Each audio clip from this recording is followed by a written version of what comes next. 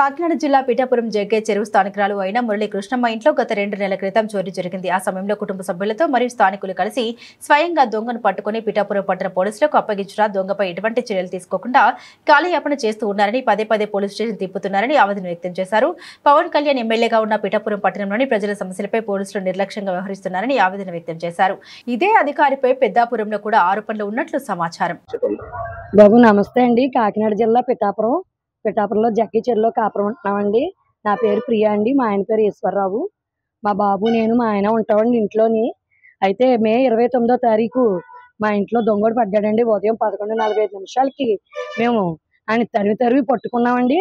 పట్టుకుని సాయంత్రం చేసి ఎలాగోలా తీసుకొచ్చి పిఠాపురం మన టౌన్ స్టేషన్ ఎస్ఐ గారు ఉండగానే కూడా మేము అప్పచెప్తే ఫిర్యాదు రాసి అని ఆయన కూర్చోబెట్టి మా ముందు ఫిర్యాదు నన్ను రాసిమ్మన్నారు బాబు. నాకు వచ్చిన భాషలోనే నేను గబగబా టెన్షన్లో రాశానండి. ఏమేమి పోయినాయని అడిగారండి. సెల్ ఫోన్ అండి, ఒక బంగారు ఉంగరం అండి, 50,000 క్యాష్ అండి, ఒక 6,000 మళ్ళీ విడిగా క్యాష్ అండి. అన్ని వివరం అన్ని చెప్పమ్మా అన్నారండి. అన్ని చెప్పించుకొని నా చేత రాయించారండి. అవన్నీ రాసిన డేట్ ఏంటి బాబు అంటే మేము డేట్ వేసుకుని మా ఫైల్లో పెడతామన్నారండి. పెట్టారండి. ఆ నైట్ అప్పచెప్పేసి నాకు మన్నాడు వెళ్ళానండి. నేను మళ్ళీ మా ఆయన మా పిల్లోడు మా పక్కోళ్ళు కూడా వెళ్తే దొంగడు ఏడండి మేము అప్పచెప్పాం కదా అంటే లేరు, మరి మీరు కాగితం ఎప్పుడు ఎక్కారని అడిగారండి. అక్కడ అడిగితే వాళ్ళతో చూడండి గుల్లింకల మురళీకృష్ణమ్మ అని నేనే పెట్టానండి. నేను మరి ఆ కాగితం తీయండి అంటే తీసి మా కాగితం కూడా నేనే చూపించాను. ఆ ఫైల్లో నేనే చూపిస్తా. ఇదమ్మా చూస్తామమ్మా, రాత్రి మరి పంపామమ్మా, ఎలక్షన్ కోడ్ కదమ్మా అన్నారండి.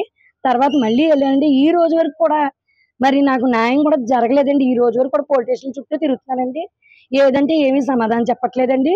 కేసు కట్టలేదు అంటున్నారండి. అక్కడ ఉన్నోళ్ళు ఎవరెవరో ఏదేదో చెప్తున్నారు బాబు. నాకైతే ఏ విషయం తెలుస్తలేదు. మరి మాకున్న దాంట్లో మాకు ఆ 2 లక్షలే ఎక్కువ. నా మొగుడు ఎక్కడికో పోయి కష్టపడి టాపీ పని చేసుకుంటాడు. ఇలా టాపీ పనికి వచ్చినోడే అని కూడా మేము ఆడి చెప్పులు కూడా ఇప్పటికీ మా ఇంటి దగ్గరే ఉన్నాయి.